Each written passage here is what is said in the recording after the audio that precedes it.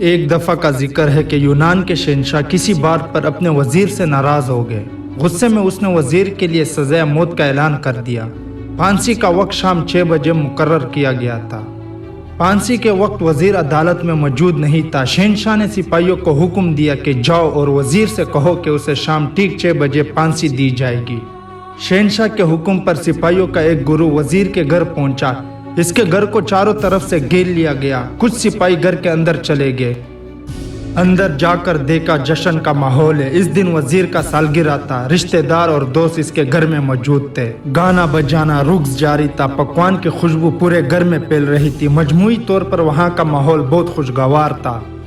سپاہیوں نے بڑے مجمع میں اعلان کیا اور وزیر کو سزائے موت سے آگاہ کیا۔ یہ بھی بتایا گیا کہ پھانسی شام 6 بجے دی جائے گی۔ یہ اعلان سن کر وہاں موجود ہر شخص حیران رہ گیا۔ فوراً ہی موسیقی اور رقص بند کر دیے گئے۔ رشتہ دار دوست احباب غم سے نڈال ہو گئے۔ تبھی کمرے کی خاموشی میں وزیر کی آواز گونج اٹھی، اوپر والے کا لاکھ لاکھ شکر ہے کہ اس نے پھانسی کے لیے شام 6 بجے تک وقت دیا، تب تک ہم جشن منا سکتے ہیں۔ وزیر کی بات سن کر دوست، رشتہ دار اور گھر والوں نے کہا، کیسی بات کر رہے ہو؟ آپ کو موت کی سزا سنائی گئی ہے اور آپ جشن منانا چاہتے ہیں۔ وزیر نے کسی طرح سب کو سمجھایا اور جشن دوبارہ شروع کر دیا۔ دوست اداس تھے لیکن وزیر کی خوشی کے لیے جشن میں شامل ہوئے۔ سپاہیوں نے یہ خبر شہنشاہ تک پہنچائی۔ شہنشاہ سارا معاملہ جاننے کے لیے وزیر کے گھر پہنچا۔ وہاں پہنچ کر سب کو جشن مناتے دیکھا تو وہ بھی دنگ رہ گیا۔ اس نے وزیر سے کہا، کیا تم پاگل ہو گئے ہو؟ آپ کو شام 6 بجے پھانسی دی جائے گی اور آپ جشن منا رہے ہیں۔ وزیر نے نہایت خوبصورتی سے کہا، حضور، پھانسی کا وقت شام 6 بجے طے کرنے کا بہت بہت شکریہ۔